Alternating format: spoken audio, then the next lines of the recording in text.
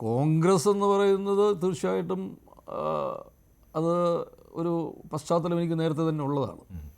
അതൊരിക്കലും ഞാൻ മറച്ചു വച്ചിരുന്നുമില്ല. ഞാൻ പല ഇൻ്റർവ്യൂകളിലും മുമ്പൊക്കെ അത് പറഞ്ഞിട്ടുമുണ്ട്.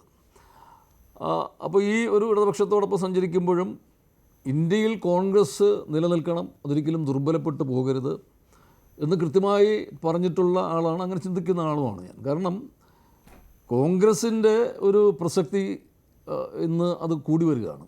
അതിന് കാരണം നമ്മുടെ ഒരു ജനാധിപത്യമൊക്കെ വല്ലാത്തൊരു അപകടത്തിലേക്ക് പോകുന്ന ഒരു അവസ്ഥയിൽ മതേതരത്വവും മതനിരപേക്ഷതയും ഒക്കെ വല്ലാതെ വെല്ലുവിളി നേരിടുന്ന ഒരു കാലത്ത് വർഗീയതയ്ക്കെതിരെയൊക്കെയുള്ളൊരു പോരാട്ടത്തിന് ദേശീയ തലത്തിൽ മറ്റൊരു രാഷ്ട്രീയ ബദൽ നമുക്ക് വേറൊന്നുമില്ല, അതിന് നേതൃത്വം നൽകും. ഇടതുപക്ഷം പറയുന്നത് ഇടതുപക്ഷത്തിന് പ്രസക്തി ഉണ്ട് എന്നാണ്, മതനിരപേക്ഷതയ്ക്ക് വേണ്ടി വാദിക്കുന്നതിന് വേണ്ടി. അവിടെ കോൺഗ്രസ് പരാജയപ്പെടുമ്പോൾ അവിടെ ഇടതുപക്ഷം ഒരു തിരുത്തൽ ശക്തിയായിട്ട് വരുന്നു എന്നൊക്കെ പറയുന്നു. ഇടതുപക്ഷം തന്നെയാണ് ശരിക്കും ഈ കോൺഗ്രസിനും കരുത്ത് പകർന്നുകൊണ്ട് മുൻകാലങ്ങളിൽ നിന്നത്.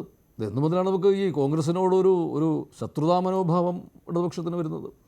ഒന്നിച്ചല്ലേ UPA ഗവൺമെൻറ് എന്ന് പറയുന്നത് ഇടതുപക്ഷമാണ് ശരിക്കും അതിന് ഏറ്റവും വലിയ ഊർജ്ജം പകർന്നു കൊടുത്തുകൊണ്ടിരുന്നത്. പിന്നീട് ഈ ആണവ കരാറിൻ്റെയൊക്കെ ഒരു പേരിലാണല്ലോ പിന്തുണയൊക്കെ പിൻവലിക്കുന്ന സുർജിത് സിംഗിൻ്റെ കാലത്തൊക്കെ. പക്ഷേ അന്നും ഒപ്പം ഉണ്ടായിരുന്നതാണ്. ഇപ്പോഴും കേരളത്തിൽ നമ്മൾ ചിലപ്പോൾ ഒരു രണ്ട് ചേരിയിൽ നിൽക്കുന്നുവെങ്കിലും കേരളത്തിന് പുറത്ത് ഒന്നിച്ച് തന്നെയാണ് ഇന്ത്യ സഖ്യത്തിലെ പ്രധാന കക്ഷികളിൽ ഇടതുപക്ഷ കക്ഷികൾ. ഇപ്പോൾ